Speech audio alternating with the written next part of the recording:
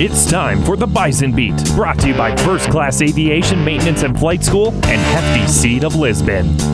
Yes, we're going to start off the show here on the Bison Beat on AM 600 KSJB. It's going to be every Wednesday, 2:30 to 2:45. And joining me over the telephone, which will be joining me every Wednesday, is a voice of the Bison, Jeff Culhane. Hey, good afternoon, Jeff. Good afternoon, Kyle. How are you doing? It's great to be with you today. Yes, I'm doing very well. You know, it's fall weather when it gets a little cooler outside in August, right? Oh, you know it. There's a different smell in the air when it's football season. So I've had that smell in my nose for the last couple of weeks now, and I can't wait for Saturday. I bet. Well, of course, you're the new guy on the block here in Fargo for the Bison Football. And first off, tell us about yourself. Where'd you come from and all that? Yeah, I'm from the Dakotas, from Mitchell, South Dakota, originally, and born and raised, and went to high school and college there. Played college football at Dakota Wesleyan, same level as Valley City State and Jamestown and Dickinson and Minot and a lot of those schools up here. So play in the NAIA level and have been in a couple of different spots to continue to further my broadcaster career, and it's been a lot of fun. I started out calling games at the University of South Dakota in Vermilion, then moved a little further south down to Lincoln, Nebraska, to the Husker Sports Network in Lincoln, and then out east to the Mountaineer Sports Network from IMG in Morgantown with West Virginia University out on the eastern part of the country, but still in the Big 12 Conference, one that I was very familiar with from my time at Nebraska before they made the jump to the Big 10. So had a few different stops, and now I'm here in Fargo. It's my first year. Been in Fargo now for 2 months, basically, and I was talking to Coach Kleiman today a little bit, and I said, you know what, besides you, after a win, I'll be the happiest guy in town at 10 p.m. Saturday night, because that means I've got one under my belt, and I'm really excited and honored to be here, and I can't wait for the game Saturday at the Fargo Dome. That's awesome. And, of course, you have your own radio show on the radio station there in Fargo, which you have Monday through Friday, if I'm not mistaken, right? Yeah, correct. We've launched a brand new sports talk station called Bison 1660. And we have our show. It's called The Insiders from 11 to 1. Jeremy Jorgensen, the sideline reporter for football, and I host that show. And then there's a second show from 4 to 6, Monday through Friday, called The Breakdown with Keith Brake, and he's a really good broadcaster, and we brought to Fargo, and he'll host our pregame and postgame shows for football, and he'll call women's basketball as well this season and beyond. So if you're looking for a little more sports talk, we've got it for you on Bison 1660. And, of course, you are working with all the Bison affiliates. We are being one of them, AM 600 KSJB. And are you excited with all the affiliates that you're working with here this year? Well, I tell you what, I've said this a number of times, and I'm not just saying it to say it. I firmly believe it. The radio network in North Dakota that covers the Bison for football is as good, if not better, than a lot of radio networks in Power 5 schools around college athletics.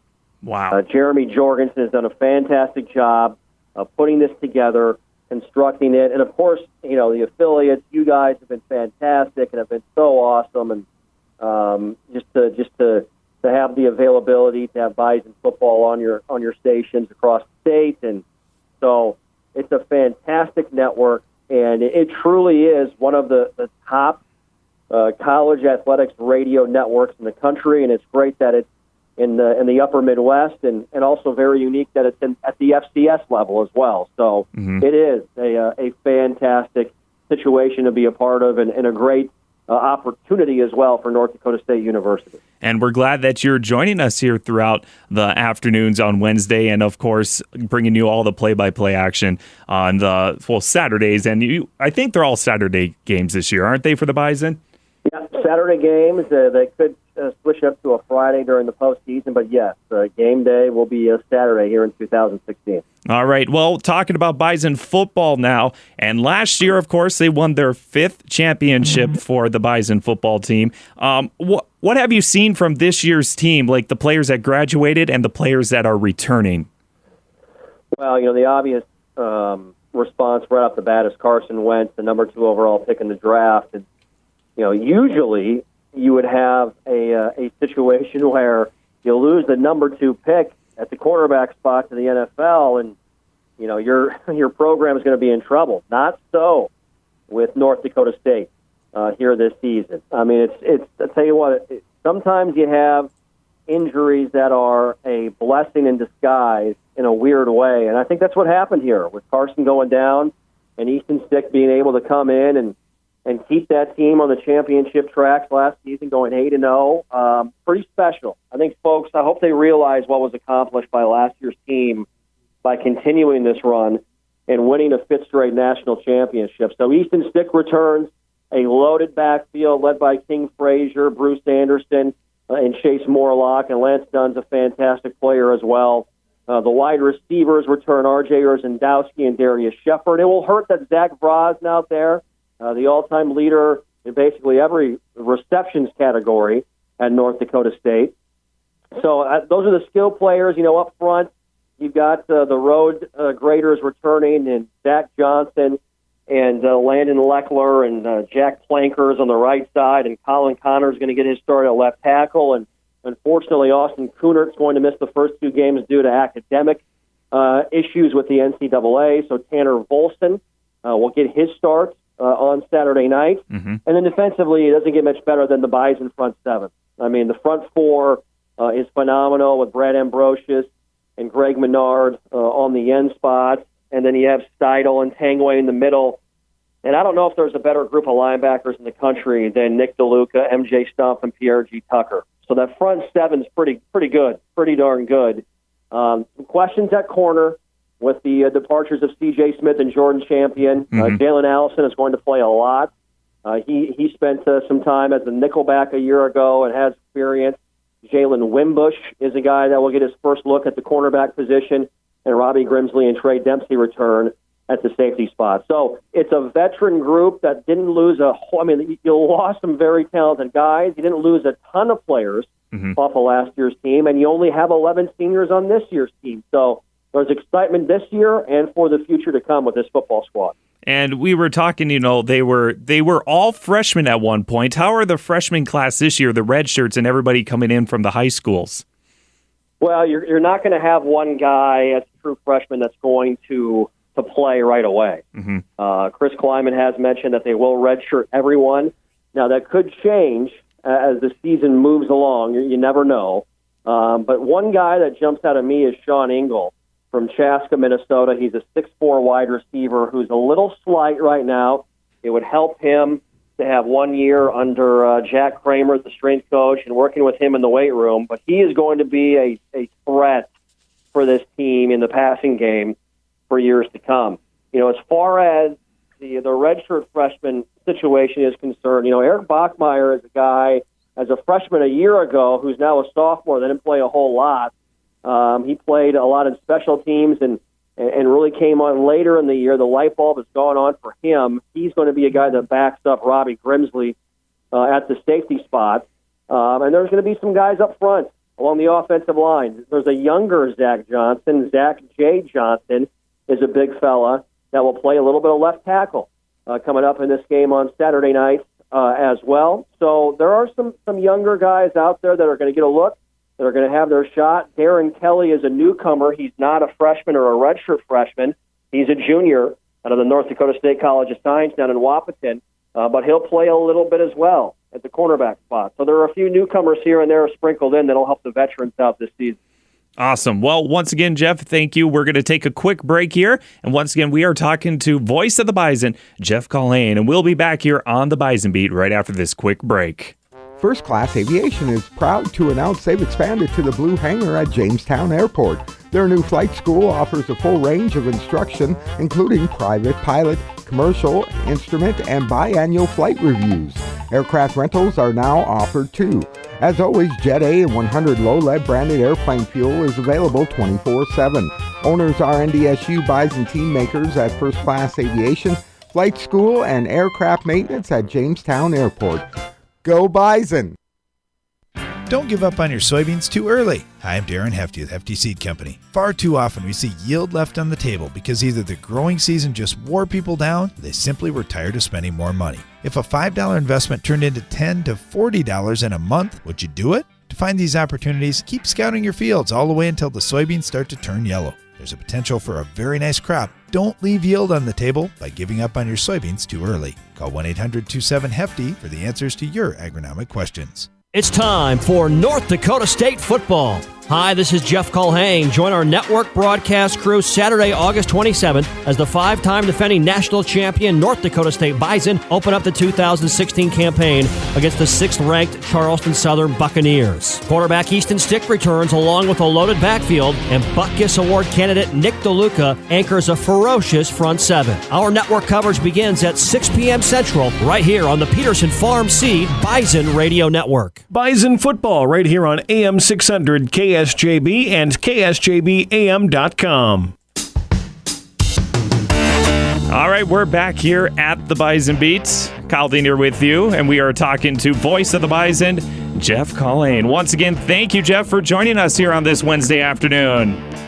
Thank you, Kyle. Appreciate it. And, we were talking off air. Very exciting. Game week is always so much fun, a lot of fun, and I can't wait for kickoff at 6:30 Saturday night. Yes, and we're excited, too, because we've been carrying the Bison for 5 years, and every year that we carry the Bison, they've won the championship game. How about that? That's pretty cool, I think, for us. I think there's a common denominator there. I think it's all you guys. I would. You need a ring. You guys have any rings? You should get one with that. No, we don't have any rings at all, actually. That would be cool to display right here in the front of our studios and say, hey, we're Bison affiliates for 5 years for 5 championships.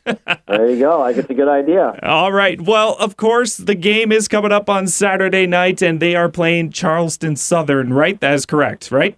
Yes. The Buccaneers of Charleston Southern, who are number 6. In the FCS preseason top 10 or top 25 poll, And I tell you what, it's a program that has really risen from the ashes. They were 0-11 5 years ago in 2011 and went through a 15-game losing streak from 2010 through 2012. And their new head coach, Jamie Chadwell, in his 4th season has really resurrected the program, came in his first year and won 10 games in year number 1. They were in the postseason last year. They got beat by Jacksonville State, who the Bison then beat up in the national championship game. So Charleston Southern's a program that has really flown under the radar, but they are definitely on the radar this year as a top 10 team, which is a unique situation for them to be in coming into the Fargo Dome Saturday. All right. So now, of course, we've been talking about Charleston Southern, and you've probably been prepping for them for the last few weeks, and so has the coaches. What players and matchups are you looking for the coaches? What are the coaches looking for, I should say, between both of the teams? Well, Kyle, I think they're a very unique style on both sides of the ball. They're a spread option attack. You'll see a lot of option in this game on Saturday from Charleston Southern. Their quarterback's name is Kyle Copeland. He played well in the loss to Jacksonville State last season in the postseason. He had 130 yards rushing, 3 touchdowns in that game himself. And they've got 2 very good running backs, Darius Hammond and Mike Holloway, who I think they'll really lean on in this game in the option attack. And then defensively, they're a unique look as well. They're a mixture of speed and athleticism. They're not a big, huge defense up front, but they're very fast, and they move around very well, and they're led by an All-American defensive end by the name of Anthony Ellis, who's about 6'1", 245 pounds, and is really a terror off the edge. And then they have another pass-rushing outside linebacker by the name of Solomon Brown. When those 2 guys pin their ears back on opposite sides of the perimeter, it's dangerous for opposing offenses. So you've got 2 teams that really like to run the football. If it weren't for national television, this game might be over by 8:45 Saturday night. But we'll have, of course, the TV timeouts left and right, and we'll definitely have a 3.5 hour game. But both squads want to control the football. Charleston Southern was tops in the country in time of possession in 2013 and 2014. North Dakota State owned that distinction last year in 2015. So 2 teams that like to run the ball in different styles, and it's going to be interesting to see the physicality of NDSU versus the speed of Charleston Southern. Yeah, it's going to be a fun matchup, and we only have about a minute left or so before we go. Jeff, any final thoughts for the upcoming game or the upcoming season at all? Yeah, I think there's a great opportunity for this team to win 6 in a row. I really do. Preseason number 1, they're the kings of the castle, the king of the hill, until somebody rises up and figures out how to knock them off. And they've got a lot of those pieces in place again to make a run to Frisco and win a 6th straight national championship. It's fun to be a part of. And the slogan, the tagline is creating history, not chasing history. And I'm hoping that we'll have a chance to be a part of that again here in 2016. All right, that's voice of the Bison, Jeff Culhane, for the NDSU Bison football team playing on Saturday night. Jeff, what time is the pregame show and kickoff?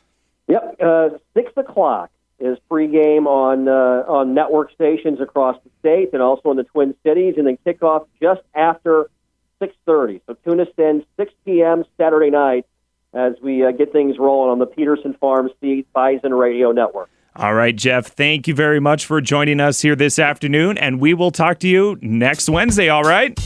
Thanks, Kyle. Appreciate the time. Thanks for having me on. Yes, thank you. That's once again voice of the Bison, Jeff Culhane.